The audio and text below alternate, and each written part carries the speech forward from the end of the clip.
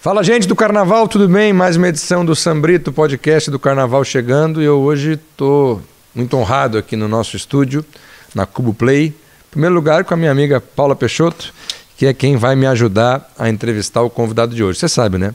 Aqui no podcast Sambrito a gente sempre tem um ou dois baluartes do samba e eu sempre preciso de um reforço para entrevistar junto essa grande figura.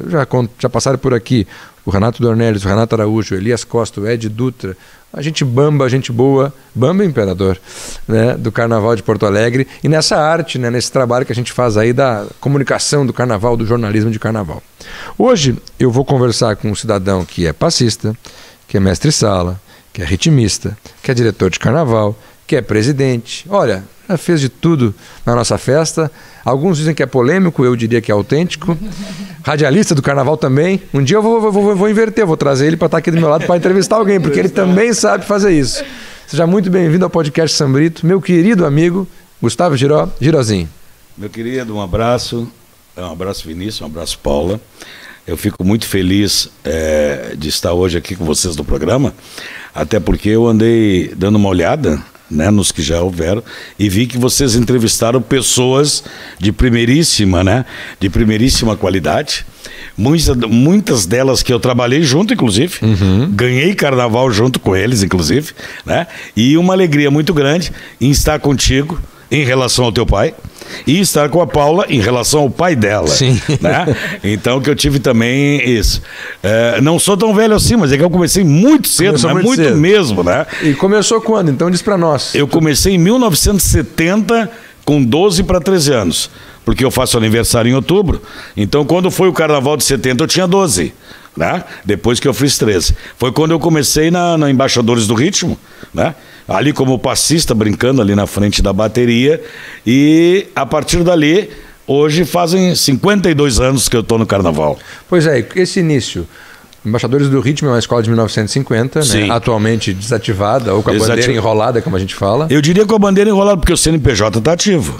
Dá para desenrolar então? Dá para desenrolar, mas não vai acontecer isso.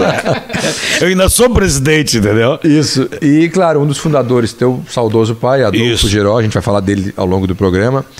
Como é que era esse Carnaval de 1970? Onde é que ficavam embaixadores? Como é que tu surgiu a ideia de aos 13 anos virar passista? Como é que é esse início? Dá mais detalhes pra gente. A Embaixadores naquela época, ela era lá em Petrópolis, na rua Alegrete. Tá? Perto da Protásio ali. Perto da Protásio, mas bem lá embaixo, na última rua. Uma antes da Praça da Enqual, que naquela época era um campo de agrião, um mato, né? Era o campo do Concórdia Futebol Clube, né? Que tem até hoje, e ali tinha o Salão do Senegal. O que era o Salão do Senegal? Era um salão que tinha bailes no final de semana, né? Tipo aquelas domingueiras que o Bamba teve também naquele momento áureo, era o Salão do Senegal. E ali a Embaixadores ensaiava naquele salão, né? Aglutinando todo aquele pessoal ali, né? Que já era a última rua, era depois do Alegrete, que é a Passo da Pátria, onde passou antes. Era a última rua ali naquele final. Dali para lá era tudo mato até lá em cima. E ali o Embaixadores começa a ensaiar. Eu moro 2 ruas para cima e morava numa casa de fundos, na qual na frente morava o meu tio e a minha tia. O meu tio Armando Vargas, fundador dos Bambas, e a minha tia Eloá Vargas, que foi a primeira baiana dos Bambas da Orgia. Né? Então, nós morávamos nos fundos, eles moravam na frente. E aí, embaixador ali perto, aquele negócio, surgiu a ideia de desfilar. Mas a minha mãe não queria. Minha mãe nunca desfilou no Carnaval. Né? Minha mãe de sangue nunca desfilou no Carnaval. E era imperador. Eu não sei se é porque eu era bamba, ela era imperador, era sempre do contra. Ela não desfilava, mas gostava. Porque gostava. Escola do Coração. Gostava. Ainda antes de 70 de eu estrear, ela chegou a me levar na Borja. Eu cheguei a sentar naquelas cadeirinhas ali, né? Eu vi ali Imperador, eu vi Relâmpago, eu vi Pirilampo, né? Ali na descida da Borja, eu vi o navio da Marinha descer, né? Que era a descer, né? Não era a subir, e a Marinha trazia um navio muito bonito, né? Eu vi aquele navio descer, e então ali ela parou. Depois era só televisão, isso, aquilo, outro, vendo essas coisas e me acompanhando, mas era imperador, né? E a minha mãe não queria de jeito nenhum, não queria permitir. E aí, através do meu tio e da minha tia, foi que conseguiram convencer ela a me liberar com essa idade para desfilar com meu pai no Embaixador. Ele era presidente ou envolvido? Não, eu acho que ele era envolvido. Naquela época não era presidente. E era o carnaval da Rua da Margem. O carnaval era na Rua da Margem. Foi logo que terminou a Borges, o carnaval desceu para a Rua da Margem. Rua da Margem, atual João Alfredo. João Alfredo. Isso. O palanque era quase que ali no Largo Glênio Pérez. Glênio Pérez não, no Zumbi dos Palmares. Zumbi dos Palmares. E vinha lá do museu. Né? Concentrava lá no museu, onde foi o sorteio no ano passado das escolas. Museu Joaquim Felizardo. Isso, e vinha de lá para cá. Né? Que o carnaval ali era muito forte ali, né? Ali tinha o Lelé, né? Que era o Remomo Negro, né? O próprio Macalé. Então ali era muito forte ali o carnaval. E tu começou a sambar, virar passista, autodidata ou alguém te ensinou? Não, autodidata. Não, naquele tempo não tinha assim de ensinar, né? Tu olhava e... porque naquele tempo as grandes referências que nós tínhamos no carnaval, até porque outros eu não conheci, era, por exemplo, o Birolho, né? E o Oliú, no Bamba, certo? Eram os dois grandes passistas, né? Eu, depois convivendo com o Birolho, fiquei sabendo que em 57, quando eu nasci, o Birolho foi passista da Portela. No Rio de Janeiro. No Rio de Janeiro. Olha só. Em 57, né? Aí depois eu vim me afinar, que o Birolho depois também ficou naquela de Bamba Imperador, né? Bamba Imperador. Eu acho até que ele era mais bamba, ele acabou ficando mais pro lado do Imperador por causa da Dona Jurema, da esposa dele, que passou a desfilar, né? No Imperador. A ponto que depois, por essa grande amizade, quando eu fui messala do Bamba, ele que fez o leque para mim desfilar com a Lígia e me deu as dicas, tudo, né? O Birolho foi o cara que inventou de dançar no tijolo, o Birolho inventou de dançar em cima do pandeiro, né? Aquela do fiapo no banquinho já é a terceira, entendeu? Mas essa história de tijolo e pandeiro foi coisa do Birolho. E tinha a chance de não ser do carnaval, por a tua mãe não ser tão atuante? Tinha chance de, tipo, a gente não ter conhecido essa figura que a gente conhece no carnaval? Não, eu acho que não tinha chance porque eu puxei a lida do meu pai, né? Por exemplo, o meu irmão já não era de carnaval. O meu irmão veio a ser presidente do Embaixador nos anos 2000, né? E ele é um ano só mais moço que eu. O teu pai sempre foi cartola, sempre foi dirigente, ou ele foi passista, tocou em bateria? Não, sempre foi... Meu pai foi porta-estandarte. Na época que o homem era porta-estandarte, né? Meu pai foi porta-estandarte, porque o Embaixador antes começa com Embaixada da Alegria. Né? Depois o grupo, como sempre acontece, olha só, isso já acontecia há 70 anos, aquelas dissidências, briga pra lá, grupo pra cá, isso, aquilo, outro. Um grupo de rapazes da Embaixada da Alegria resolve então fundar o Embaixador. Às vezes não dá liga, vira duas, né? Vira duas ligas que não dá. E isso tudo começa ali na colônia africana. Colônia africana, que vem a ser aquela subida do IPA, certo? Tinha o Bamba do outro lado, na Alcides Cruz, bem ali naquela subida, né? Indo por ali, porque não tinha aquele outro caminho ali da Silva Sol, hoje aquela perimetral. Então ali na colônia africana, né? E eles eram tudo de um time de futebol também, né? Certo? Que jogava ali onde é o Hospital de Clínicas. Olha só. Ali era um campo de futebol. E até o teu pai fala muito, né? Quando vem as histórias da afrodescendência dos negros, né? Por ter a colônia africana ali, o futebol ali no campo, os negros, assim, final de tarde, isso, aquilo outro, desciam tudo para Lívenes. Ali era uma grande área, a única área que realmente os negros tinham naquele bairro ali. Certo? E aí, depois dali, então, eles fundaram o Embaixador. Paula. É engraçado, a gente conhece o girozinho do carnaval, mas quando a gente senta com as pessoas, e aqui com o girozinho está sendo isso, a gente acaba conhecendo um pouco mais da história, assim. E então, saber toda essa função, inclusive, do pai, e saber de onde que ele veio e, cara, tantas histórias, a gente tem o quê? 10 minutos, acho, de programa, nem isso. Ele já contou milhares de coisas.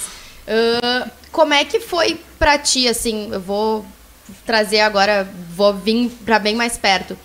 Como é que foi pra ti essa andança, assim, né? Começar lá como passista, vim vindo, e aí se tornar presidente de uma escola que teu pai foi presidente. Eu acho que, infelizmente ou felizmente, não sei, a gente acaba comparando um pouco as pessoas nesse sentido. Sim. Como é que foi para ti depois ser presidente, sabendo como é que tinha sido toda essa questão dos embaixadores? Aí tu começa a recordar, porque a partir dali eu passei a acompanhar o meu pai, né? Certo? Passei a acompanhar o meu pai para onde ele foi. Aí por aquelas de que duas não dá liga, né? Já ali 4 anos depois nós já estava saindo do Embaixador e estava indo para o Fidalgo. Depois do Carnaval do Gelo, né? De Nilo Farias e Ari Leão. Foi aquele grande carnaval. Subimos lá para o Fidalgo, lá em cima, né? Comendador, né? Não tinha asfalto, não tinha nada, né? Quando chovia o carro não subia, né? Era uma descida assim, uma loucura. E aí fomos pro Fidalgo, né? O meu pai de diretor de carnaval, certo? E aí lá eu já entro, sei lá, dançando, tocando, e surge então o mestre Nilton e o meu compadre Nenê, né? E lá a gente funda então o Fantástico Samba Show.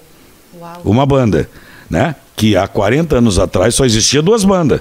Fantástico Samba Show e Café Som e Leite. Sim. Não é esse montão que tem hoje aí, que toda esquina tem uma banda de pagode da gurizada, né? O roxo era do Café Som e Leite. O né? roxo Café Som e Leite, né? Quem é que tinha no Fantástico Samba Show? O Girozinho? Dos que passaram assim, né? Sim. Na inicial era eu, o mestre Nilton, o Dicão no cavaco, o Homero do surdo, tinha o Bocão que tocava surdo, Qual era o teu instrumento? tamborim surdo. Tamborim surdo. E canto, né? E canta. Não, Era tudo? Eu tenho até carteira de profissional, né? Aham. Tem. Depois tem a história, eu gravei até um CD, uma faixa a nível Brasil aí. Uau. E aí nós montamos o conjunto. Mas na época desse conjunto, passaram muitos nomes. Né? Marilena Montier, é por isso que em 75 eu estava no Imperador, né? Porque quando a gente fez o carro de som do Imperador, a Marilena Montier cantava no Fantástico.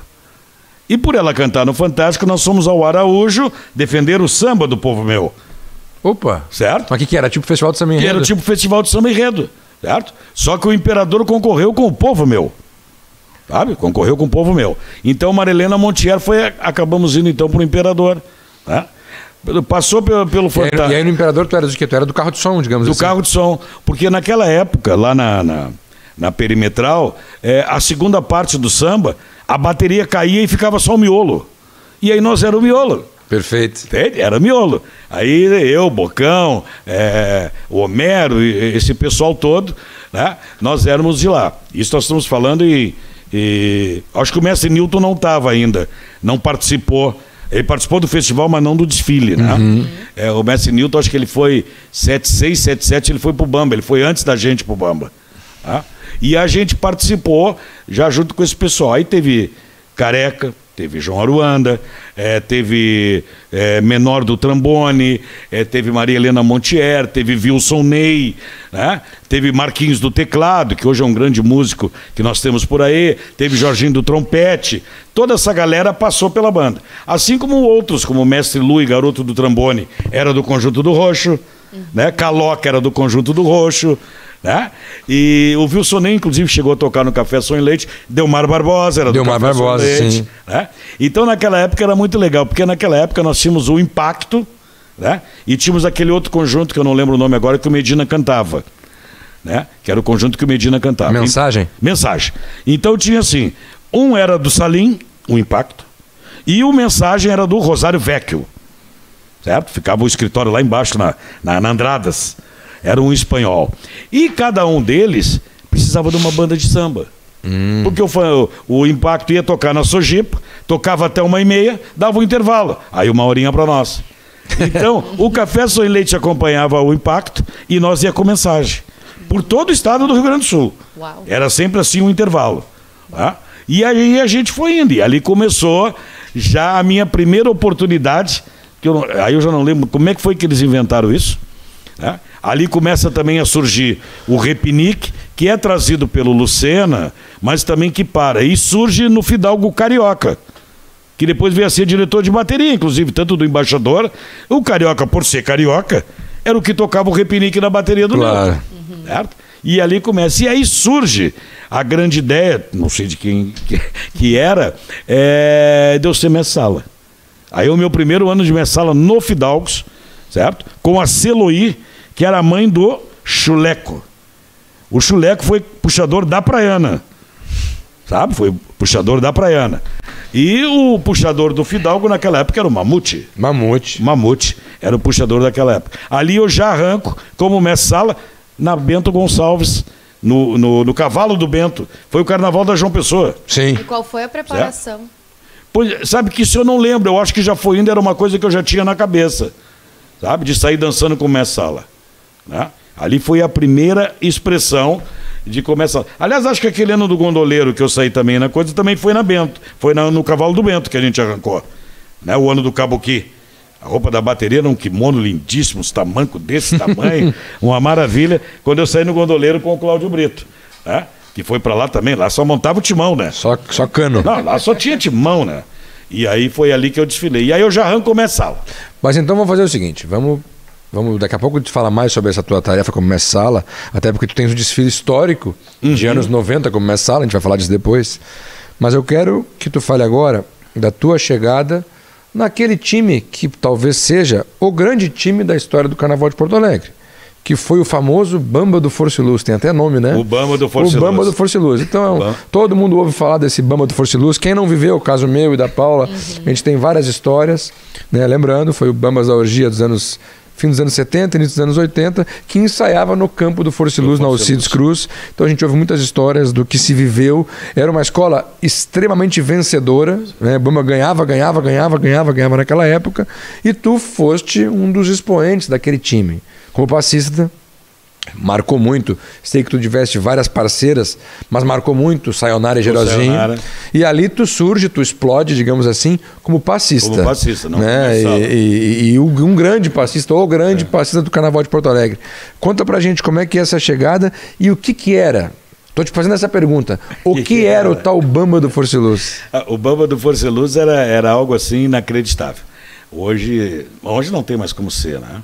Mas para mim chegar ali, eu tive que ser mestre-sala do Fidalgo e depois saio no gondoleiro, na bateria, e no ano seguinte eu vou como mestre-sala para o Floresta Aurora, para combater o gondoleiro. Lembrando que nessa época nós tínhamos o Carnaval das escolas de samba e dos cordões de sociedade, que quando tu fala aí em gondoleiros, em Floresta Aurora, são clubes, né? Tinham blocos de carnaval. E montamos um timão lá, né? Tinha Medina como puxador, tinha Irajá, tinha Mestre Newton, tinha tantas pessoas para conseguir combater o Gondoleiros. Tá? Foi muito legal. E eu não me lembro se a gente ganhou ou não, sabe? Isso eu não me lembro, mas que foi legal foi. Mas ali já estava terminando, né? Os cordões. Antônio Carlos Cortes foi o presidente, né, do Floresta Aurora, que ainda era ali perto do Prado, né? Ele era naquela sede que tinha árvore no meio, tá? Uma árvore no meio. Então ali foi muito legal. Em 79, eu toco Carnaval de Salão, Grêmio Náutico Gaúcho, com o Fantástico Samba Show, esse aqui da Praia de Belas. Saímos dali, como era tradicional, fomos para Santana. Porto Alegre cantava ali também. Fomos para Santana. E aí lá na Santana, isso 9 horas da manhã, vem vindo Bambas da Orgia. Sai lá da avenida, ia todo mundo para lá. Para Santana. Isso, com a Dona Maria Bravo, era a tradição. E aí estamos sentados numa janela, as casas, fechava as janelas e tu sentava no parapeito da janela, sabe? Ninguém te incomodava, ninguém brigava. E aí eu vejo vindo Lígia e Fiapo. Vem vindo rodando Lígia e Fiapo, e aí o Fiapo bota aquele banquinho, né? Aquele mochinho de preto velho, como eu digo, no chão, e aí senta, dá a mão para a Lígia, cruza as pernas e a Lígia faz aquela volta toda com ela.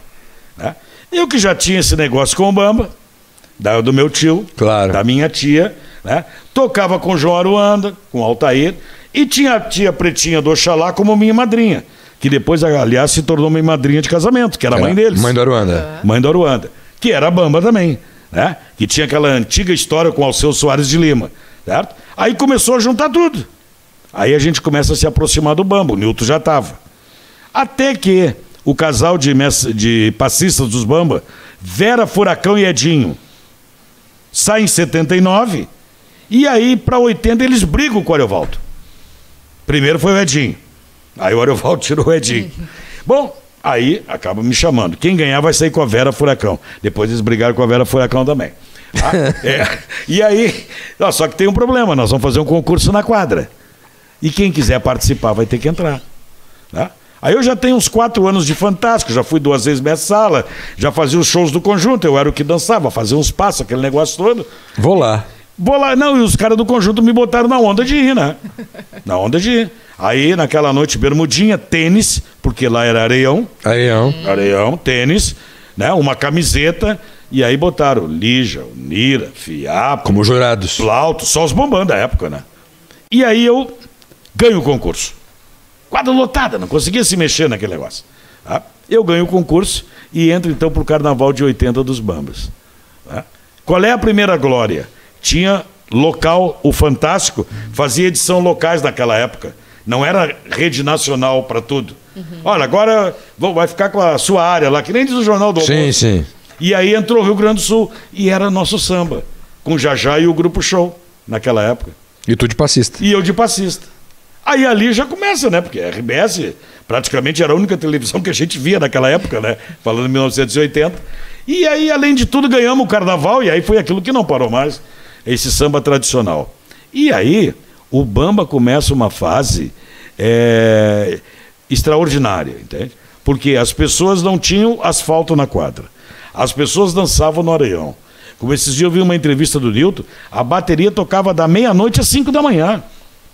Sabe? Parava, tipo conjunto, parava lá pelas 2, 12 e pouco, não era 3, 4 paradas. 2, 12 e pouco e depois vinha de novo até às 5 da manhã. A gente chegava ali na Protásio Alves, olha que o Força e Luz era bem na metade da rua. A fila estava na Protásio Alves. Olha só. Não tinha onde estacionar os carros. Tem até uma história do Odilon. O Odilon ainda não era presidente dos Bambas, diretor de harmonia, né? O Odilon tinha um Fuca. E esse Fuca, bom, o Fuca era... Vou te contar uma coisa, não servia para nada, mas as rodas do Fuca, Vinícius, era uma loucura, aquela estrada larga, bonita. E o Odilon teve que deixar o carro na rua lá de baixo à esquerda, porque para a direita não tinha saída porque eram os bombeiros ali. Deixou na esquerda. Quando ele voltou de manhã, o Fuca estava no tijolo. Os caras levaram só as rodas, entendeu? Eu quero que prestava. Era só o que valia. Sabe? Foi muito bacana. E aí ali começou. E fila, e fila, e fila, e fila. Então o Bamba ensaiava terça e quinta, saiozinho normal, tranquilinho. E aí sexta e sábado não tinha para ninguém. 1h da manhã as portas fechavam. Qual é a maior saudade que tu tem dessa época do Bambas? A saudade que eu tenho era o número de gente, o local e a convivência.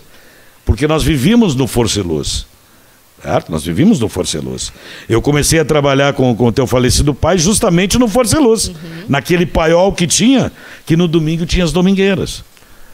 Lembrando que esse Bamba é campeão em 80, aí 81 é Imperador, 82 Império, depois ele emenda um tetra, né? 83, 84, 85, 86, se eu não me engano. Não, acho que é 84, que eu acho que 83 foi que eu fui mensala. Mas é campeão também. Eu não me lembro se o Bamba era campeão. Eu sei que eu perdi por 1 ponto para Júlio Glamir. Que na época era o Bamba, né? Mas o Bamba, nessa época, era ganhava quase que imbatível. Mas é aquilo que tu disse. Os títulos do Bamba na década de 80, e eu dançando com a Sayonara, se tu pegar no papel, não foram tantos assim. Mas a imagem ficou... Mas a imagem que ficou. Porque tu imagina, naquela época não tinha nada. Lá dentro do Força e Luz, num canto, tinha um orelhão. Tu tinha que ver a fila naquele orelhão para as pessoas falar. Então... É que a Sayonara era muito performática também, né? Então vocês dois, grandes artistas, marcaram. Fala da Sayonara pra gente. A Sayonara, ela vem pro Bamba, ela vem da Restinga. Ela primeiro começa lá como passista na Restinga, certo? E aí veio pro Bamba. E ainda teve um hiato, né? Ela foi pro Imperador. E aí no outro ano voltou de novo. Tá? No outro ano voltou de novo. Por quê? E a parceria de vocês era legal, funcionava bem, profissional. Nós éramos irmãos, né? Como somos até hoje, né? A vida inteira. E aí a Sayonara resolveu casar, certo? E o marido o rapaz que casou com a Sayonara naquela ocasião, também era passista, o Tonho, certo? Só que no Bamba não tinha vaga pro Tonho, entendeu? Era eu com a Sayonara, né? Aí a Sayonara foi pro Imperador para conseguir ser passista com o Tonho. Certo? Foi por isso que ela foi para lá. Entendi. Certo? Aí eu saí com a Sandrinha, né? Que veio do Partenon Tênis Clube, a irmã do Elinho Garcia, certo? Que estava no Partenon Tênis Clube e arrebentou naquela história das sociedades. E aí ela veio. A Sayonara vai, no ano seguinte o Arevaldo foi lá buscar ela de novo. E num desses carnavais do Bamba, tu fica no Bamba de 80 a 88, né? Mais ou menos isso, como passista. Num desses carnavais, tu referiste aí, num deles tu foste mestre-sala. Mestre-sala do Bamba. Como é que de uma hora para outra, num ano, tu vira mestre-sala do Bamba da Orgia sendo passista? Como é que aconteceu isso aí? Eu não sei, eu acho que aí vem desde a época de 70, né? Eu não sei como é que... Tu já tinha sido mestre-sala antes? Eu já tinha essa experiência, né? Mas por que o Fiapo não era o mestre-sala nesse ano? Porque o Fiapo, houve uma briga do Fiapo com o Jajá, né? Com o Jajá. O Fiapo também era compositor, né? E o Jajá já vinha monopolizando, desde 80, os sambas no Bamba. Tá? E aquele ano o Fiapo ganhou o samba. E o Jajá, que já era, né, ignorantão, segurança a Transforte lá de carregar dinheiro. Brabão. É Brabão. Já disse que ia pegar o fiapo, né, cara? E o papo correu. De boca em boca, porque não tinha celular, não tinha nada naquela época. Não tinha Face, nem WhatsApp. O papo correu na esquina da Roda Praia. E o fiapo todo, né? Muito elegante. Muito elegante, um gentleman, professor de educação física. Cara... Outro perfil, né? Outro perfil. Nada a ver uma coisa com a outra. E aí o fiapo, para não se incomodar, resolveu que não ia mais desfilar. Porque o Jajá queria pegar ele, porque o Jajá disse que se ele aparecesse lá na quadra do Força e Luz, ele ia pegar ele. Entendeu? E aí tava o papo. E aí começou aquela, porque... Aliás, o Fiapo é assim até hoje, né? Ele não desfilou no Carnaval dos 80, né? É verdade. O Fiapo é assim até hoje. Não, eu vou desfilar. Não, acho que eu não vou. Não, acho que eu vou. O Fiapo sempre foi assim, entendeu? Na hora ele chegava. E aí, o Ariovaldo olha pra mim, que o Ariovaldo era muito simplista quanto a isso, entendeu? Não, vamos com o Girona, não, vamos com o fulano, vamos com o Beltrano. E aí, ele me chamou e disse, olha, tu vai ser o mestre-sala com a Lígia. E aí começamos a ensaiar, eu e a Lígia. Né? É aí que eu pego o Birolho para me dar umas dicas, né? Do que fazer, sabe? Como é que eu ia para ali. Não era nem por tempo, porque o Birolho não foi mesala, era mais pela experiência que o Birolho tinha, sabe? Olha, e foi assim, ó, fechou de uma tal maneira, tem até algumas fotos que ainda rodam por aí, eu e a Lígia, e fomos para a Avenida. E disputar com Júlia e Glamir. Do Imperador, que na época eram os dois casal que batiam de frente, né? Entendeu? E aí nós fomos para a Avenida, e foi muito bem, nós perdemos por 1 ponto. No quesito. No quesito. Né? E foi uma dádiva, né? No ano seguinte o Fiapo retorna. Fez as pazes com o Jajá. Faz as pazes com o Jajá, retorna. O Ariovaldo apazigua. E a Sayonara, o Ariovaldo busca ela de novo, no Imperador pro Bamba. E aí a gente então monta aí aquele grande time. A Sandrinha vai para a comissão de frente, fazendo o Carmen Miranda. E tem aquele vídeo que eu venho com a Sayonara no meio da avenida, ela tá com a saia da Carmen Miranda, que tinha um fecho, e quando chega na frente do jurado eu solto o fecho, pego a saia e ela fica só de biquíni na frente dos jurados, de todo mundo lá. Foi muito show aquilo lá. Isso naquela época, né? Claro, pô. Dá para dizer que foi uma grande mudança, saído de passista dentro do Bambas, né? Dentro dessa história. E simplesmente entrar como mestre-sala e daí no ano seguinte volta a ser passista. Volta a ser passista de novo. E qual é que ficou assim? Tipo, tá, eu era passista, fui mestre-sala por um motivo e volto a ser passista e tá tudo bem. Naquela época era diferente também isso, né? Sim, ok. É porque eu acho que eu tinha esse dom assim da dança, entende? E eu também via muito, né? Eu via muito vídeos, eu via tapes, eu via as coisas, né? Naquela época eu fazia academia, tá? Tinha a própria academia que era o Bambas da Orgia, porque aquele campo do Força e Luz, nós íamos para lá, por exemplo, dia de semana, terça e quinta de ensaio, 5 horas da tarde. Uau. E nós ia correr no campo, como se fosse jogador de futebol. Exercício. Exercício nós fazia, tá? Depois até batia uma bolinha, começava a escurecer, bom, aí começava o ensaio. E aí o ensaio também ia até de manhã cedo, também tinha. Terça e quinta não. Sim. Agora sexta e sábado. Enquanto não clareava o dia, bora. Mas de jeito nenhum, não tem como terminar. Agora, o carnaval, o samba, a tua arte, teu talento, te levaram, assim como outras pessoas do nosso carnaval, eu queria que tu recordasse essa passagem, acho que é fim dos anos 80 ou início dos anos 90, tu me ajuda, ao Japão. Início dos anos 90. Início dos anos 90, uma excursão, digamos assim, uma comitiva, né? Uma comitiva num congresso cultural. Uma comitiva oficial da cidade, oficial né? Da cidade. Porto Alegre foi representada no Japão pelo carnaval. Como é que foi essa história? Como é que foi pra ti? Quanto tempo durou? Mas como é que foi sambar com a japonesada lá? Olha, é umas coisas assim, como disse a Paula, umas coisas que acontecem, né? Passa isso tudo do Bamba, eu vou pro Império, o Jacão me leva pro Império, me dando de presente um fogão de 6 bocas para ir pro Império. Não tinha, era novidade. Pô, fogão de 6 bocas, a recém estava chegando na loja. Era o teu cachê. Era o meu cachê. Um fogão de 6 bocas, eu fui pro Império. Ali comecei uma carreira com a Ana Marilda. Né? Eu acho que é 88, 89 e 90. Com a Ana Marilda. Que também não foram muito tempo, mas também que marcou. Marcou muito. Aí em 91, antes de eu ir para o Japão, certo? Por essas experiências, todo mundo inventar que eu sou mestre-sala, montaram outro timão na Vila do IAPI. Não, mas depois a gente fala. Isso. Fica no Japão. O Japão é depois. Mas fica no Japão, fica no Japão. Vamos pro Japão. O que aconteceu no Japão? Por essas experiências todas, no Japão só podiam ir 5 pessoas. A prefeitura que montou esse time, foi isso? A prefeitura que montou esse time através do José Carlos de Melo Dávila, que era o diretor na prefeitura, que naquela época eu acho que ainda era Epatur. Montou aquele time. Nós só podíamos ir com 5 pessoas e tínhamos que montar um show. Uau. E como era um congresso cultural, era Brasil, no caso, né? Brasil, Estados Unidos, França, Rússia, China e Japão. Certo? E nós fomos representando Porto Alegre, em si o Brasil, e para eles é o samba, né? Não foi o CTG. Porque lá, o ex-prefeito Olívio Dutra já tinha estado lá, e havia uma proximidade de parcerias geográficas entre cidades, certo? Então, Kanazawa é a cidade irmã de Porto Alegre, às vezes até faz uns eventos na frente da prefeitura, tem um monte de bandeirinha do Japão, essas coisas assim, você já deve ter visto. E Shiga é a irmã do estado.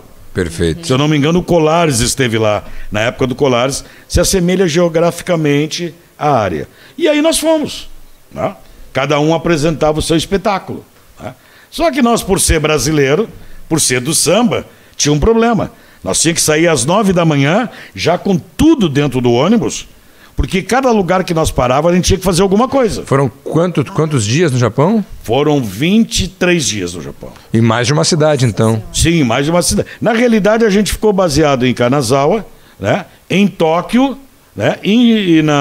Acho que é Shiga, aquela cidade dos eletrônicos. Pode ser. Né? Que tem no Japão. Aliás, nós fomos lá, na cidade. Esses reloginhos assim, só 40 anos já existia, né? Uma loucura. Tá, mas por que vocês foram lá? Nós fomos lá porque, naquela época, o Estevão tocava no Carinhoso, do Dr. Flávio Pinto Soares, que era o proprietário da época. E ele deu um dinheiro pro Estevão para comprar uns microfones Shure, que eram os melhores da época. Sim, né? Até hoje são. Até hoje. Então, para comprar, nós tivemos que ir lá na cidade. Ó, são Shure. Então, nós tivemos que ir nessa cidade para ir lá para comprar, entendeu? Tive na Disneylândia, no Japão, porque nos ofereceram. Vocês querem conhecer andar de trem-bala, conhecer o Monte Fuji ou ir na Disneylândia? Disneylândia, né? Sim. Disneylândia. Bom, então de qualquer maneira é o seguinte, nós vamos até a estação, vamos pagar o ingresso, vamos entrar, vocês vão conhecer o trem-bala, depois a gente sai e pega o ônibus para Disneylândia. Shinkansen, que é o nome do trem-bala lá. Shinkansen. Isso.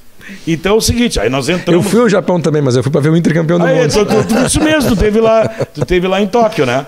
E de qualquer sorte a gente entrou dentro do trem, saiu, aí viemos para a plataforma e vimos ele, certo? E o povo japonês gostava do espetáculo? Porque é uma loucura. Eu, quando estive lá, fiquei 9 dias como turistão, tá? E eu noto que eles têm um encantamento com o brasileiro, assim. E o brasileiro... que estava lá só fazendo turismo. Imagina o show de vocês, deve ter encantado muitas pessoas. A gente fazia show em shopping, na rua, em clube, fazia show em congressos, assim, sabe? Qual era o time? Ana Marilda, Estevão, Girozinho? Rosicler, porta-bandeira. e Carla Pires. Carla Pires, claro. Tinha sido rainha do carnaval naquela ocasião, um ano antes. E imagino que vocês faziam cada um mais de uma tarefa, Sim. né? A Ana Marilda montou um espetáculo da qual cada um fazia. Eu, por exemplo, fui de passista, de músico, jogador de futebol com o Estevão, porque o Grêmio tinha ganho em 90 ou 92, estava bem forte lá, ganhou do Hamburgo. 8-3. 8-3. Isso. E eles estavam bem aquilo. Era no mês de outubro, Fórmula 1, só tinha Schumacher no jornal, né? Tinha corrida lá. Não, era o auge do Senna também. Era o auge do Senna. E aí o Senna era amado no Japão. Era amado no Japão. E aí tudo que a gente fazia lá era uma loucura. Sabe? Não tinha. E outra coisa, a gente começou a ver o seguinte, a gente descia 10 andares para baixo no shopping, né? Sabe? Era uma loucura aquele negócio. A gente pensava que estava no teco, estava 10 andares para baixo. E a alimentação foi tranquila? Porque hoje eles foi, para mim não. Porque hoje em dia sushi tá na moda, né? Sim. Naquela época, gosta, né? para quem gosta. Naquela época nem tanto. Como é que era a alimentação lá? Para eles foi ótimo, Vinícius. Para mim foi terrível, porque eu não como nada do ar nem do mar. Nada do ar nem do mar. Então como é que faziam? Eles iam, nós íamos, por exemplo, em Tóquio, ali do lado do Castelo do Imperador, tem aquele edifício, 80 e poucos andares, que tem uma passarela que cruza de um para o outro. Só aparece seguida, ali onde tem a Ginza, que é aquele metro quadrado mais caro ali que tem. E nós íamos lá, 72, 75 andares, aquele negócio todo, e aí eles comiam peixe, eles comiam legal. polvo, cruz, troço tudo andando por ali. Tu não come peixe. Ui. Como nada do mar nem do ar. Tá, e aí como é que fazia? Depois que eles faziam a refeição, eles desciam comigo e nós íamos pro McDonald's. Eu passei 23 dias comendo no McDonald's. Meu Deus. Entendeu? Iam comigo. Porque, incrível, já naquela época, né? É o mesmo pão, é a mesma batata, é o mesmo gosto. Igual o da Cis Brasil aqui. O mesmo milkshake, não muda nada, cara. Certo? A Ana Maria adorava tomar um milkshake. E aí foi assim toda a permanência que eu tive lá. Todos os 23 dias tu praticamente não comeu nada de comida Nada deles. O primeiro problema, aquele pauzinho nunca conseguia acertar. É difícil mesmo, é difícil. Aquilo. E outra coisa, a gente tava, porque eles fizeram também alguma coisa assim cultural. Eles nos levaram para um templo, para um mosteiro. Claro. Nos ensinaram o fato de tirar o sapato quando entra, sabe? Nos levaram assim num clube que eu fiquei encantado, tipo sauna com piscinas. Né? E eu perguntei lá para... Cara, aqui o pessoal não precisa tomar aquele banho frio, gelado, antes de entrar na piscina. Não, aqui não tem micose, velho. Aqui não tem rua de terra. Esse problema não tem aqui. E o que eu achei mais engraçado, o japonês, ele chegava lá no clube, de terno, gravata e pasta, ficava lá, tomava banho. Quando ele ia pro vestiário, lá já tinha o barbeador, tinha a colônia, tinha tudo. Ele saía dali pronto, com a pastinha e rumo que te pega. Não tinha ninguém chegando de bermuda, de chinelinho, não tem essas coisas lá. Baianinha de boa ali. Não tem, tu deve ter visto. Até no próprio metrô, né? O cara vai no McDonald's, compra um lanche, vai no metrô comendo aqui com um livro aqui na frente, né? Então, foi muito interessante a saída lá e nós ficamos. Eles contrataram uma intérprete, né? Que embarcou em São Paulo, foi com nós de São Paulo para lá e que nos auxiliava em tudo, né? Mas cada show que a gente fazia era uma festa. A gente tinha que estar sempre ficando depois, isso, aquilo, outro. Mas tinha coisas muito interessantes, né? Por exemplo, os americanos eram uma orquestra de sax, né?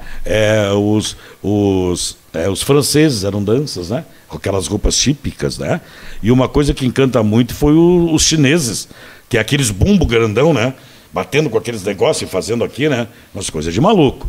Entendeu? Mas o Brasil, por ser o país mais pobre, foi pago tudo pela embaixada japonesa. Perfeito.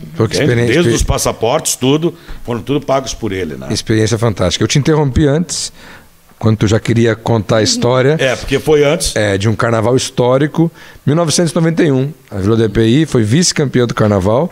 Timaço também ali, né? Carlos Medina, João Aruanda, Michele era porta-bandeira contigo, Mestre Irajá na bateria. Gudi era o passista. Olha Claudinha era a passista feminina. Lívia era a porta-estandarte. Carnaval de 91. De 91. Que talvez seja o samba mais icônico da história da Vila, né? Batuque, Consciência Negra. Como é que foi esse desfile? Como é que foi esse carnaval, essa experiência? Quando tu chega na Vila, em 91, para ser mestre-sala, tu sente que ali estava se formando um time para ser vice-campeão? Porque a Vila hoje disputa carnaval com as grandes. Naquela época era uma novidade. O que a gente sentiu naquela época, como sempre, né? Duas ligas não ligam. Era um time brigado no Imperador, era um time brigado ali, porque tu fala de Aruanda, tu fala de Irajá, tu fala de Gudi, sabe? Outro time brigado na Imperatriz. Bom, aí o seguinte, resolveram montar um time. O Silvio Branco, falecido, era o presidente e resolveu montar um time, acredito que dos amigos dele, entendeu? E aí começou a buscar no dedo. Que naquela época ali na quadra da Vila... Era na frente do Guatemi. Na frente do Guatemi. A quadra e atrás a cancha de futebol de areia, né? Que todo final de semana tinha os torneios depois, daquilo outro. O time foi assim espetacular. Eu às vezes brinco com o Sodré. Aquele tempo o Sodré ainda estava na Madalena, lá na praia, nem sabia de Vila do IAPI, entendeu? É verdade. E aí me chamaram para dançar com a Michele. A Michele iniciando e eu já encerrando. Sim, a Michele é muito nova, né? Sim, naquela... e eu já encerrando. E eles brincavam comigo, né? Mas como é que tu vai conseguir? Como é que tu vai buscar a Michele? Eu não vou fazer nada, não vou buscar. Quem vai fazer a mão é ela, eu vou ficar esperando, entendeu? E foi assim a avenida toda. Ela com aquele pique iniciando, eu já quase que encerrando, certo? Ela girava,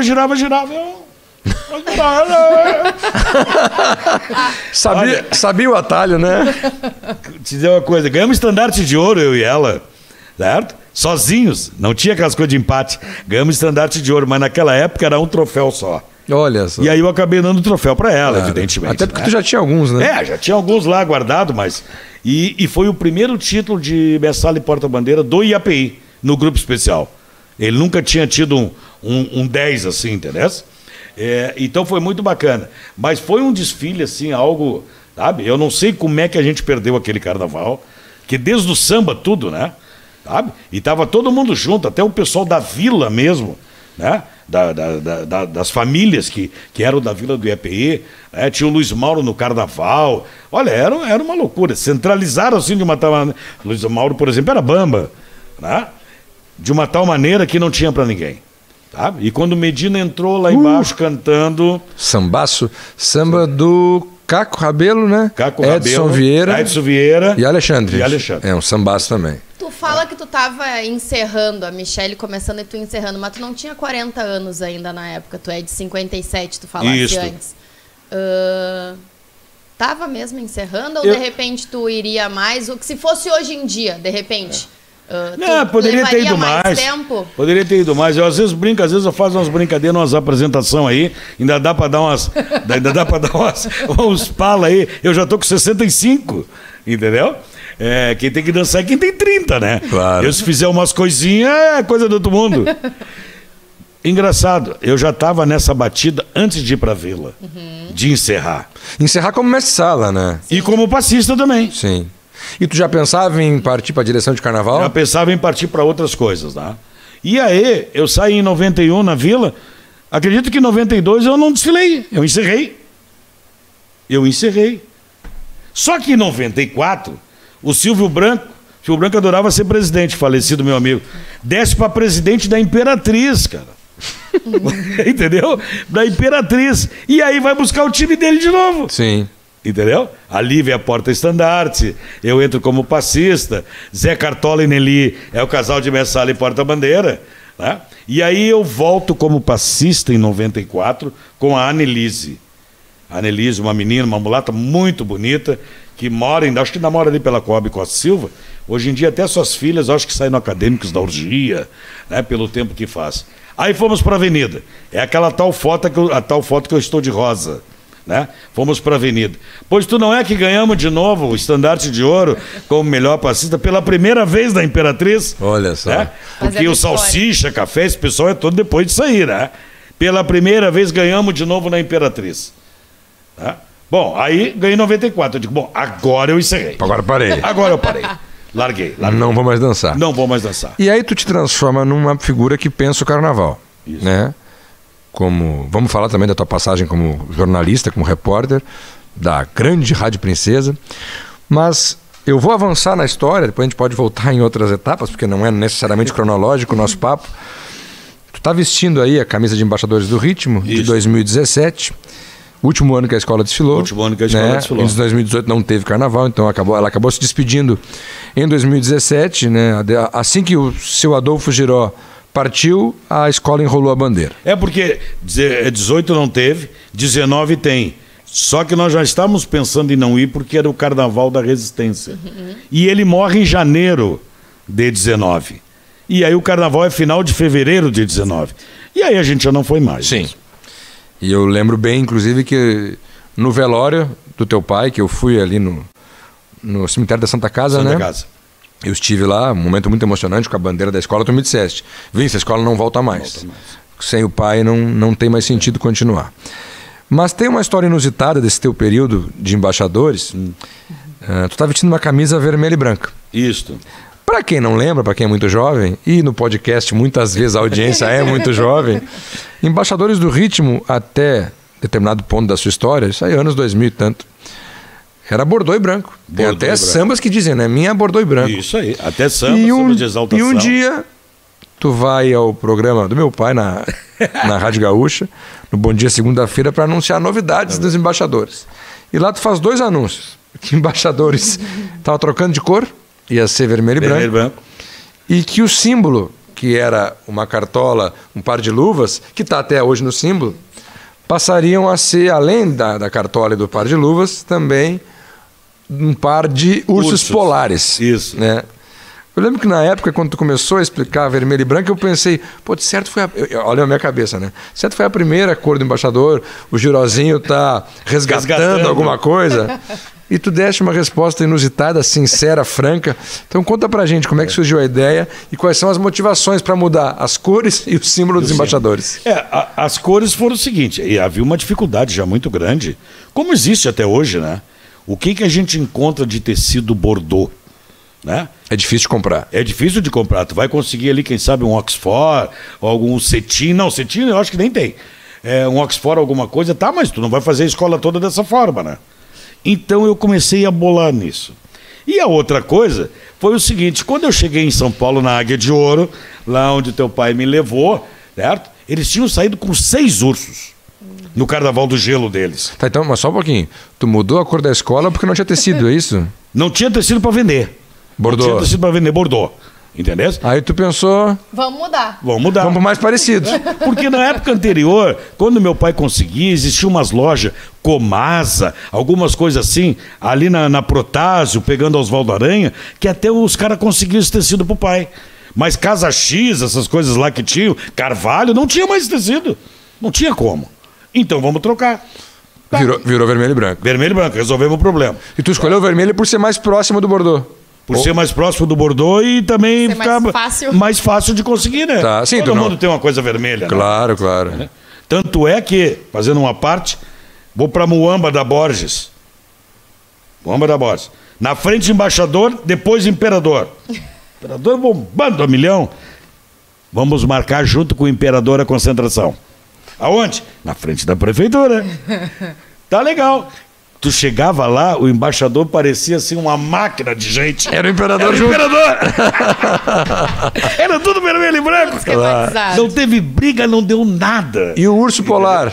O urso polar, aí eu fui lá na Águia de Ouro. Os 2 ursos couberam numa carreta de 15 metros. Mais do que isso, era mais uma carreta. Articulados todos. Sim, articulados, se mexiam tudo. Então tivemos que colocar um... Tu comprou os ursos polares porque o teu enredo... Tinha a ver com isso no ano anterior. Eram os festejos de 2009. Isso. Né? Aí quando falou de alguma coisa de frio, Natal, né? Sim, frio, Natal, os ursos, polar. Aquele Natal americano. Assim. Americano, propaganda da Coca-Cola. Isso. As coisas todas. Veio o urso polar. Veio os 2 ursos. Porque não ficava legal tu botar um urso só no meio. O urso não é que nem o símbolo, por exemplo, do Bamba, o símbolo do Gravataí, que tu traz um urso, entendeu? Sim. Não ia ficar legal. O certo eram os 2 ursos aqui. Trouxe 2 ursos. Trouxe 2 ursos. Aí quando é que te dá o start de olhar para os 2 ursos no barracão e dizer vai virar símbolo da escola? Não, porque todo mundo perguntava o que eu ia fazer com eles depois do carnaval, certo? Eu digo, olha, isso é só num parque. Que, aliás, esses tipos de coisas, depois os outros, eles até venderam para um parque lá em São Paulo. São Paulo tem muitos esses parques grandiosíssimos, né? Como é que eu vou fazer com isso? Vou deixar eles atirados no canto? Vou vender de volta? E tu, por exemplo, tu fez depois enredo para Alegrete. Não tem como colocar urso polar no Alegrete. Urso polar no Alegrete. Os ursos só cabiam ali naquele enredo ali, entendeu? Porque em qualquer outro enredo, o urso era cinza, ou o urso era marrom, ou o urso era preto. O urso polar só tinha ali. E como o símbolo também já é branco, as luvas, aquele negócio, ele tinha que ser um urso polar. A gente denominou ele como urso polar, entendeu? E ele começou branco, foi escurecendo, foi indo para um cinza, até que a gente deu a última pintada nele de cinza mesmo. Entendeu? Ficou mais bacana. Porque ele, quando passou lá na Águia de Ouro, era branquinho com tipo gelo, né? Claro. Era uma loucura. E aí virou símbolo. Então vamos fazer o seguinte, vamos aproveitar, era os 60 anos da escola, vamos aproveitar e vamos juntar, vamos trocar, vamos mudar o símbolo, vamos mudar a cor e vamos mudar tudo que tiver que mudar. Essa é a única oportunidade. Tu não pode fazer isso no 61. Né? É, claro. 59. Então, foi aí que surgiu. Teve gente que perguntou, a Unira, outras pessoas, tá, e aí por que 2? Porque eu não tenho onde levar, não tenho onde botar. Eu comprei 2. Eu tenho que botar. E eles eram maravilhosos, né? Que ele mexia os copados, com a cabeça, eles viravam, entendeu? Então, porque isso tudo nos traz a maneira de que o embaixador era uma escola, eu sempre disse isso, ele não investia financeiramente em pessoas, investia no embaixador, certo? O mestre Sala lá ficou 10 anos, o passista Andy 10 anos, o Jober 9 anos, tu fizesse samba por 10 anos, essa sempre foi a essência do embaixador, porque o embaixador só tinha uma bandeira e meu pai. Ele não tinha outra coisa, não tinha investimento. O embaixador começou a buscar algum investimento, foi quando fez o Alegrete, quando fez Bento, que foi outra maravilha. Bento, Garibaldi e Carlos Barbosa. E Carlos Barbosa, sabe? E aí que a coisa veio vindo. Até então, vivia do cachê. E quando eu ia a São Paulo comprar fantasia, como o embaixador estava sempre naquela intermediária, né? Quinto, sexto, sétimo, o cachê nunca passou de 60 mil. Sim. Como é que eu ia fazer isso tudo, entendeu? Então vamos falar de embaixadores do ritmo por uma perspectiva que eu quero muito te ouvir. Hoje, eu não vou generalizar, porque senão seria justo. Mas muitas escolas, dá para dizer, adotam o modelo que tu trouxeste para o Carnaval de Porto Alegre. Qual é? Vai no Rio, vai em São Paulo e traz fantasia pronta, traz escultura pronta e monta o seu carnaval a partir desse trabalho reciclado, digamos assim. Sim. Tá?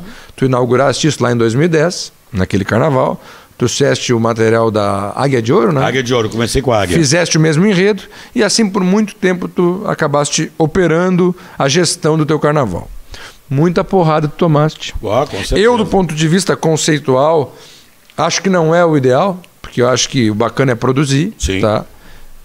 Porém, não há dúvida que do ponto de vista da competição, foi uma tacada muito inteligente tua, porque tu trouxeste embaixador, uma escola sem recursos, a um vice-campeonato até. Vice-campeonato. Hoje, muitas escolas estão fazendo a mesma coisa. Escolas de torcida, escolas de receita. Não muitas, porque nenhuma escola tem muita receita no nosso carnaval. Hoje em dia não tem. Que fique claro. Mas, em primeiro lugar, quando é que te dá um insight de, poxa, eu posso fazer esse modelo? E o que tu acha hoje de ver pessoas que te criticaram fazendo a mesma coisa? Ou parecido, pelo menos. Na realidade, o estalo me dá de 2007 para 2008, né, conversando com o falecido pai da Paula, né, que sempre foi meu amigo. Nós ganhamos o carnaval no Bamba, né? Depois ele foi para o Imperador, certo? Mas a nossa origem é no Bamba, né? E que deu esse estalo. E aí eu tive um encontro maravilhoso na Ipiranga com São João. Lá em São Paulo. Que eu fico ali por perto ali da Rua da República. Costumo ficar ali hospedado, porque dali eu saio para 25, saio para lá, saio para o Teatro Nacional, saio para onde eu quiser. Certo? E aí nós fomos lá na Águia de Ouro. Isso é 2007, 2008, por aí. 2007 para 2008, que o sambódromo começa em 2005, né? Aí eu fui lá. No início, eu não trouxe todas as alas, certo? Eu trouxe aquilo que comportava o embaixador de trazer, certo? E aí, já na primeira vez que eu trouxe, eu vi que havia uma diferença. Prazo demais. Prazo demais. Tua nota fez assim. A minha nota já fez assim. Mas mesmo assim, os críticos viu a diferença de essa é daqui, essa não é daqui. Sabe? Porque na própria escola tinha diferença. Na própria escola, sim. Não, porque é da noite pro dia, né? É da noite pro dia. Não se compara. Né? Hoje em dia, uma baiana do Rio... Eu tenho uma prima que agora resolveu... Eu acho, me perdoe se eu estiver errado, isso aqui não é um desrespeito aos nossos carnavalescos.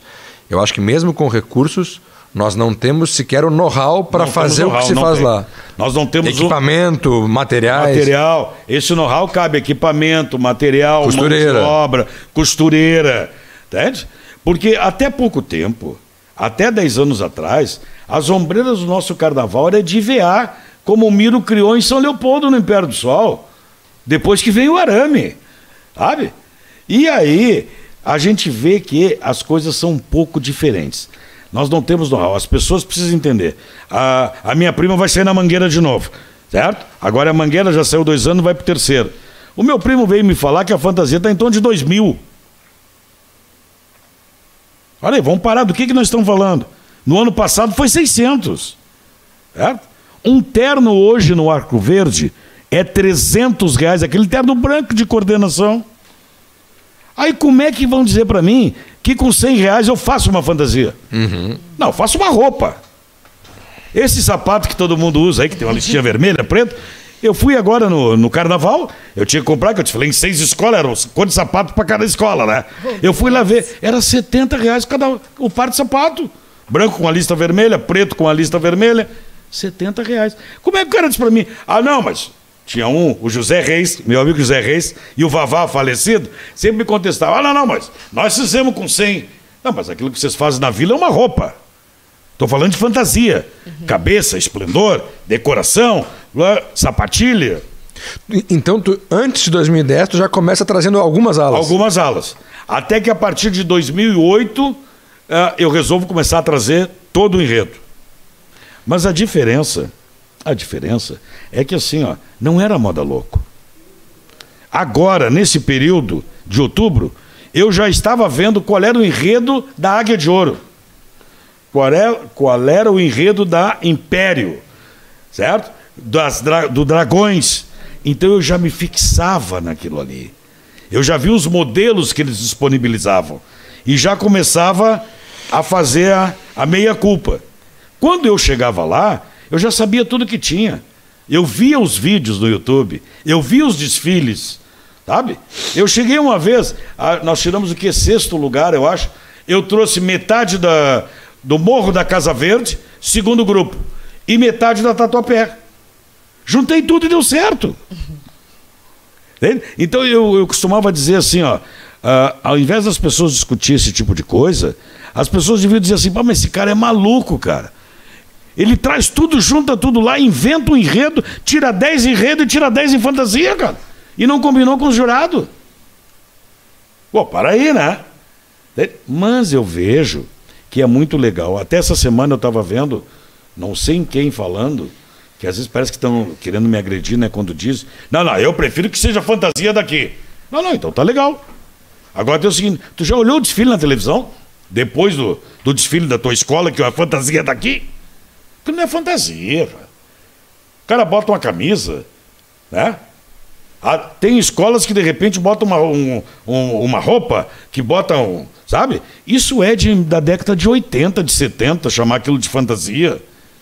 Mas tudo bem. Carnaval é a nossa cultura, eu sou o que diz o Urso. Nós temos que fazer o nosso carnaval.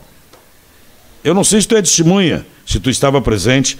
Eu me lembro de 2 vezes da RBS pedir para mim trocar de horário. Sei disso. Sabe por quê?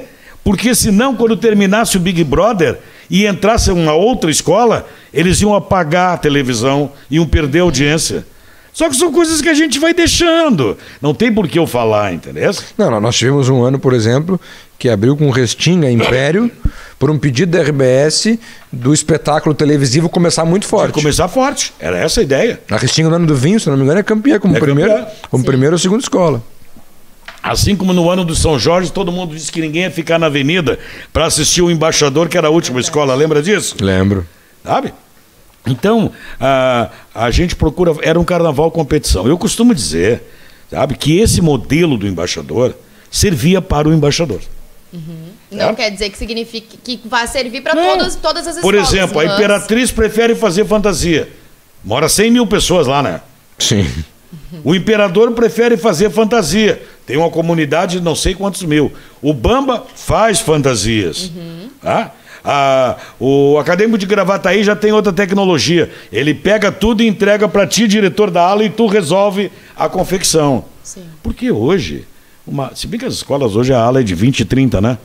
Mas uma ala de 50, qual é o tamanho da tua garagem que tu tem que ter na tua casa para dona Mariazinha fazer a fantasia da tua ala? Não é fácil. Exatamente. Sabe? Os tempos mudaram, as coisas passaram. Mas o embaixador não tinha comunidade, o embaixador não tinha povo, automaticamente não tinha 10 costureiras.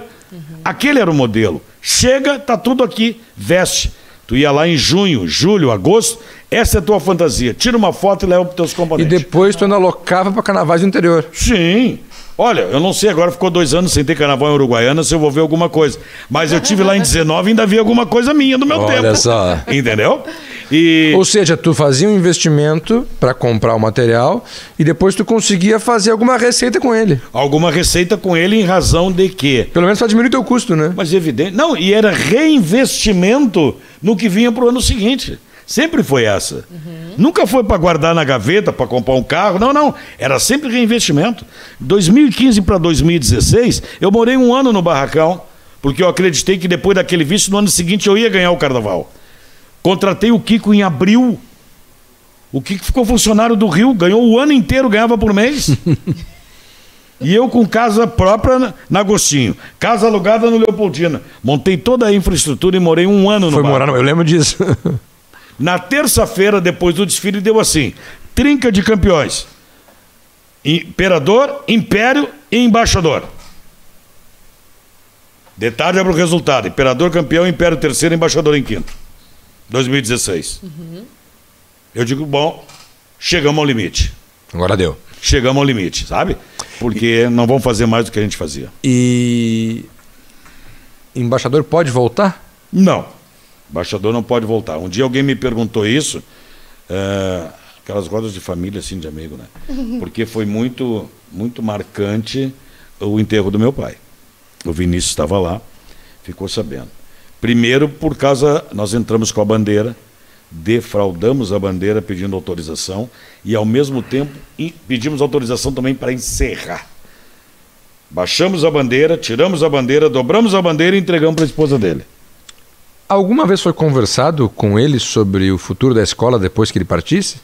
Nós tínhamos um compromisso com ele e toda a família de que o dia que ele partisse, nós fechava a escola. Ele sabia disso? Sabia disso. Por quê? Porque ele era a única razão de nós estarmos ali. Eu não ia mais para São Paulo, não ia para o Rio, não ia desfilar em Uruguaiana, não sei o quê. Um monte de amigo convidando, porque tinha que ficar lá com o pai. Sabe?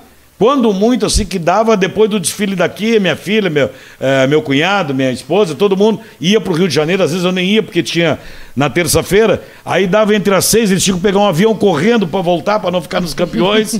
Era esse negócio assim, entendeu? E a gente tinha combinado com ele. Só que ele brincava, ele disse, vocês vão morrer tudo primeiro, eu vou virar para semente, isso, aquilo, outro. Só que o dia aconteceu. E naquele dia lá, após esse ato que tu viste lá, a minha filha de porta-bandeira, eu de messala e o neto dele tocando surdo. E nós entramos. Tinha umas 1000 pessoas lá, entendeu? E quem deu o discurso foi o pai dele. Certo? Como é que pode agora, depois de 3 meses, eu não bebo, né? Não uso droga, nunca bebi na vida. Depois desse tempo todo eu dizia, não, eu estava sob forte emoção. Eu nem sei porque que eu falei aquilo, era porque é aquele momento. Não, vamos voltar assim, não sou de fazer isso. A família nunca foi de fazer isso, de tomar essas atitudes. Então ali encerrou. E cá entre nós, né? O restante da família toda me avisou. Não inventa que não vai dar, hein? Tu vai ficar sozinho. Nós vamos cumprir a promessa. Claro.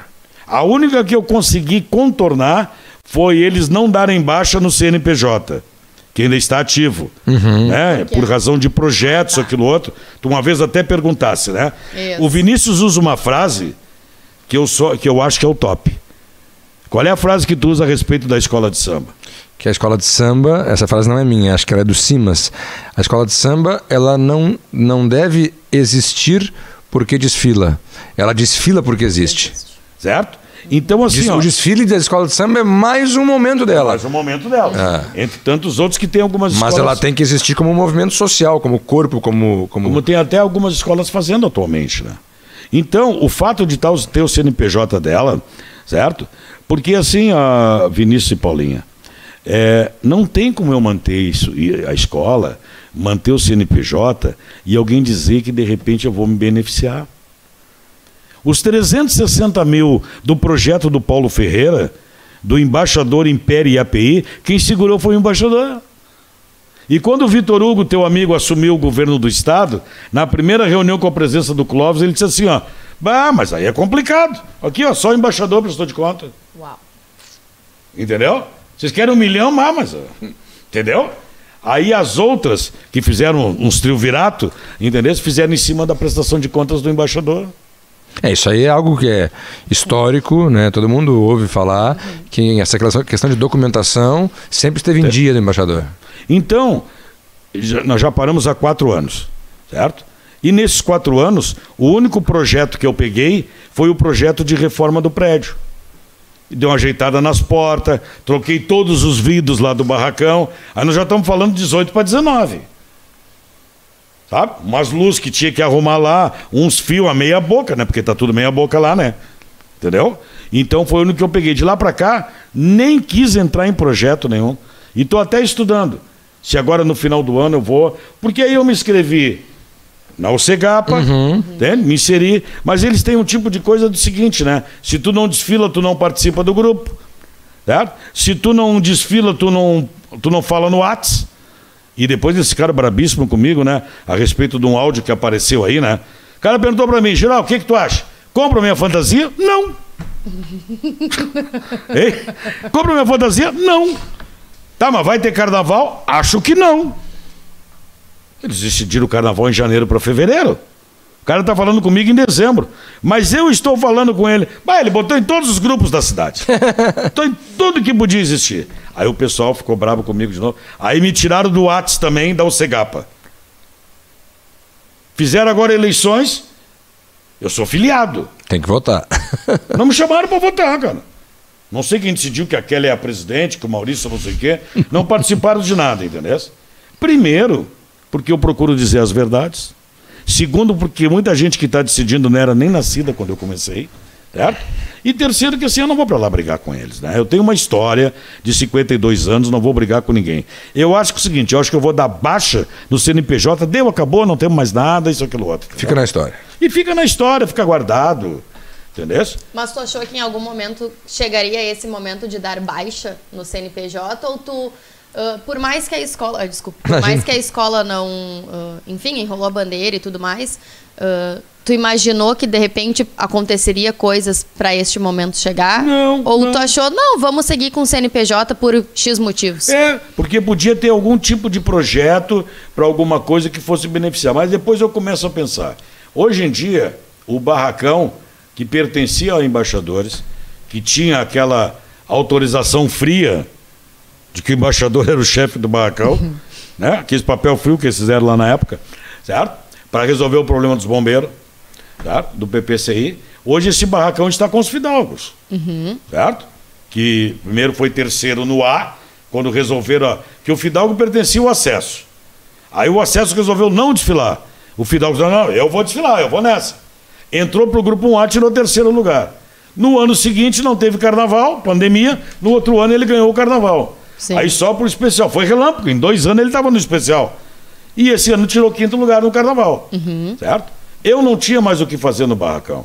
Embora algumas pessoas até diziam, o barracão está sendo loja de venda e não sei o quê. Mas o André está desde 2019 vindo para lá, que ele estava no Império do Sol e não estava muito legal a relação deles. Aí eu trouxe ele para... Até por ser 2 escolas de especial, nem claro, não tem nem espaço. Claro. Bom, o que não tem também muito espaço mais é o nosso programa, o tempo está acabando.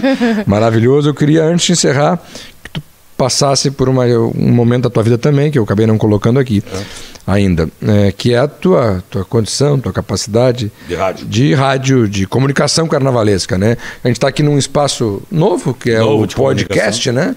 O podcast Sambrito aqui na Cubo Play, que é a parceira do Carnaval, tem muita alegria de... Que, aliás, muito legal, muito legal. Muito... Obrigado. Trabalho muito bonito feito. Tenho muita alegria de estar à frente desse processo, né?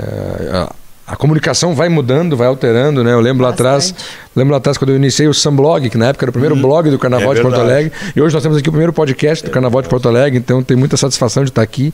Agradecer a Cubo, né, por manter esse espaço. Mas um dos momentos marcantes do Carnaval de Porto Alegre na comunicação, nós tivemos aí o período da Rádio Gaúcha, que foi fundamental. Nós tivemos os jornais, os pequenos jornais, né? Folhetim do Zaire, Cazumba, que também foram uma comunicação carnavalesca de décadas passadas. Ala do Roxo, que era coluna no Jornal 0 Hora. Então, nós temos ao longo da história carnavalesca... E o Renato Dornelles, do Diário Gaúcho. Claro. Também. O personagem da Folia na TV Com também. Verdade. Vários momentos históricos da comunicação carnavalesca, né? E que vão ajudando a eternizar a história do nosso carnaval. E um desses momentos, que é dos mais importantes, é a Rádio Princesa, anos 80, anos 90, que fazia uma cobertura extraordinária do Carnaval de Porto Alegre. Vanderlei Rosa no comando. É verdade. Tinha Odir Ferreira, querido amigo Odir Ferreira, participando. Girozinho.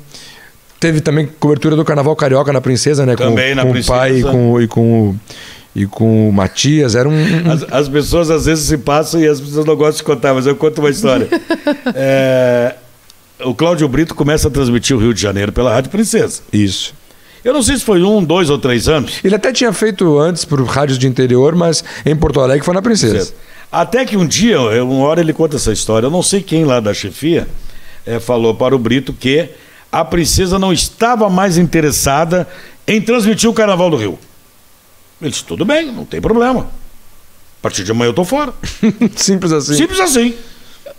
Simples assim. E realmente ele saiu fora. E aí volta pra Gaúcha e começa o Carnaval. Ele faz 27 anos de Gaúcha. De Gaúcha. Já tá no terceiro na ABC agora. Não, o André Nunes, o presidente da Imperatriz, assim, mas Giró, tudo tu tava. Eu digo, mas tem que estar, cara, são 52 anos, cara. E cara. como é que era aquela Princesa? Conta pra gente, aqueles anos dourados da Rádio Princesa no Carnaval. Era uma maravilha. Era uma maravilha por duas coisas. Primeiro, porque só tinha 2 kW. 2 kW. E segundo, que era um pessoal todo ele ligado ao Carnaval. Sim. Como só existia uma rádio, não tinha celular, não tinha internet, era no orelhão. O cara, para entrar no ar da rádio, ia ligado no orelhão lá do Leopoldina, entendeu? Para entrar. E tu ia escutando a rádio. Quando tu chegava no Leopoldina, a chiadeira pegava, né? Não pegava mais a rádio lá. Mas era 1 kW, 2 kW. A Farroupilha naquela época já tinha 50. Para ver como é que eram as coisas. E mesmo assim nós não tinha carnaval sem a Rádio Princesa. É verdade. Né? Então tinha o Odir, tinha o Delcio. Pinha. Tem o Pinha, tinha o Roxo. É ali que surgem os, como é que eu posso dizer, os divulgadores das escolas de samba. Isso. Os programas da Rádio Princesa à tarde e na manhã tinha 10 minutos na coisa, que eram os divulgadores. Então eles chegavam lá na rádio, ou ficavam no bar do Gringo, na esquina, todo mundo junto. Ó, é 9h10. 9h10 eles vinham tudo. Tá, Maromba, agora tu fala do fulano. Tá, tu fazia só as transmissões ou tu tinha programa durante o ano também? Não, tive programa. Vários programas de liderança de audiência. Eu fiz Princesa de manhã, tá? De manhã, das 7 às 10. Eu fiz das 11 às 2. Eu fiz das 5 às 7 da manhã, certo? O único horário que eu não fiz na Princesa foi o horário do Roxo, que era o Tarde de Sucesso, certo? Que, aliás, com 2 kW, conseguiu ganhar da Gaúcha com Lazier Martins, na audiência. Foi um estouro aquilo, entendeu? Imagino. Foi um estouro. Eles só não levaram o Roxo naquela época, porque o Roxo já era de lá, entendeu? Sim, tinha coluna no jornal lá. O Roxo já era de lá, né? E aí depois acabou indo para lá para fazer o Gaúcha da Samba, né? Que acabou indo também, que teu pai também fez, que o tio Raul Guim também fez, né? Então era uma maravilha. A Rádio Princesa era a rádio do povo. E a gente não sabe. Aí começa desde aquela história do Bamba, como é que se tornou em meia dúzia de anos uma história pro resto da vida. Era o boca a boca em casa. Porque aquelas 4, 5 mil pessoas que iam lá, ou aquelas 30 mil que iam no Carnaval, quando se reuniam no final de semana para fazer o churrasquinho, das duas uma. Praticamente quase que nem o CD tinha, né? Ou era para cantar o samba, ou era para conversar. Então, tu viu o Girozinho, tu viu o Vinícius Brito, tu viu fulano, e aqui ia se espalhando pela cidade. Porque não tinha essa comunicação de chegar até lá, né? Aí depois foi Gigantinho com 10 mil pessoas, no Samba Sul, aquela história toda. Aí depois fui para Metrô, aí, né? Aí o século começa a mudar o 20 para 21, aí vamos para FM, né? Aí o samba começa a ficar legal no FM. Todo mundo já tem um radinho melhor no carro, aquele negócio todo. Aí lá fiquei quase 5 anos também, né? Algumas passagens com teu pai na rádio. Na Gaúcha. Né? E o teu, inclusive no Sambódromo, né? E o teu pai sempre me convidou, né? Sempre me colocou à disposição. O problema é que às vezes eu tenho que decidir, né? Ou se eu quero desfilar ou se eu quero estar na rádio, entendeu? Porque às vezes... Tem que fazer... Sabe que lá na equipe da ABC agora, eu que faço a escala, né? Sim. E aí eu, por exemplo, vou fazer a escala de repórteres, aí eu vou lá pegar o Renato Araújo. Renato Araújo pode trabalhar aqui, aqui não dá porque ele vai sair na cuíca. Aí tem, por exemplo, lá o Ed Dutra, que é autor de enredo. Pô, ele pode sair nessa escola ele vai comentar. Nessa aqui não dá porque ele vai desfilar. Por quê? Porque é uma equipe de pessoas do Carnaval. Faz parte. Então, aí... E eu, por exemplo, faço só bastidor, porque eu desfilo em... Pô, tá vendo que eu desfilei em 5 ou 6? Não tava comprando sapato que nem o Girozinho pra cada escola, era muito diferente. Não, eu compro só um branco pra... Esse carnaval dos 80... Carnaval dos 80 que eu desfilei, do Bamba, que eu desfilei em 6 escolas de samba. Só faltou a 7ª Imperador, porque eles não me convidaram. Entendeu? Embora eu tivesse desfilado lá, né, por 2 anos. E eu desfilei nas 6 que eu participei. Tá? E eu fiz 6 roupas diferentes. Olha só. Eu tinha um cabide lá no barracão lá, o barracão do Fidalgo, na sala. Eu tinha 6 roupas, eu só ia lá na avenida, voltava ali, trocava a roupa, botava, subia no outro, botava a outra, voltava, subia no outro. O meu recorde no mesmo ano é 4. 4. Mas 6 ainda não. E aí eu comemorei. Nesse ano, ainda não sei como é que vai ser. Eu sei que no Bamba eu desfilo. Sim. Porque quando fechou o Embaixador, eu volto a desfilar no Bamba, independente de qualquer coisa. É a tua escola do coração? Sim, foi ali que eu comecei, né? O Bambas eu fiquei direto 25 anos. Sim. 25 anos, o Bamba eu completo no Bamba em 2005. no Sambódromo. E aí o pessoal do embaixador me apertou. Tá, mas e aí, tu vai vir atrás da bateria para cobrir aquele buraquinho do Bamba? Tu vai vir ali para resolver o problema do Bamba? Agora o Bamba é adversário. Aí o que eu fiz? Em 2005 eu desfilo no Abre Alas com a Sayonara. E ali eu encerro o desfile como ponta do Bamba. E aí começo a me dedicar com o embaixador. Tá? Então, nesse período, afora o embaixador, só desfilei no Bamba. Tem uma única escola das 7 que eram do especial que eu não desfilei. Porque esse ano que passou, saí na Praiana também, né? Sim. Faltava. Que é Estado Maior da Restinga. Nunca desfilou na Restinga? Nunca desfilei na Restinga. Alô, Restinga. Aldo, vamos resolver isso aí. Por convite, inclusive, por não querer, por... Não, nunca houve oportunidade. Nunca rolou. Convite, nunca rolou nada. Né? Rolou algumas coisas, até de departamento de carnaval. Sim. Para trabalho, entendeu? Mas não fechou. Mas eu não quero trabalho, entendeu? Sim. Eu quero agora passar e me divertir. Quer curtir. Porque é muito difícil quando tu cria o teu jeito, tu ir pro lugar que é o jeito dos outros. Claro. Né? E tu tem que aceitar. Daqui a pouco tu vai perder um amigo, tu vai perder, sabe, uma ideia, alguma coisa. Então agora é hora de participar. Até porque não haverá remuneração que pague toda essa trajetória, esse conhecimento. Claro. Então, para que o desgaste, né?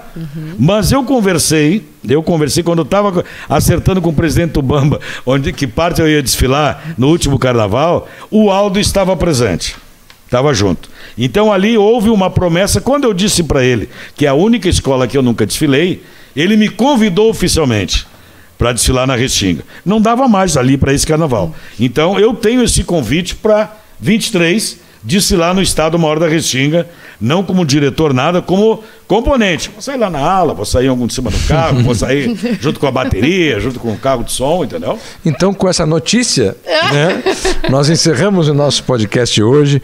Obrigado, Giró. É sempre uma alegria te ver, te encontrar, ouvir tuas histórias. Sabe que eu virei um griot agora, né? Eu só conto história agora. Eu só conto história. Então tá, na próxima vez que a gente se encontrar, aí, a gente vai se encontrar antes disso, mas na próxima entrevista que a gente fizer, tu nos conta como é que foi desfilar na Restinga. Exato. Tá bom? Isso, aí eu falo sobre desfilar na Restinga.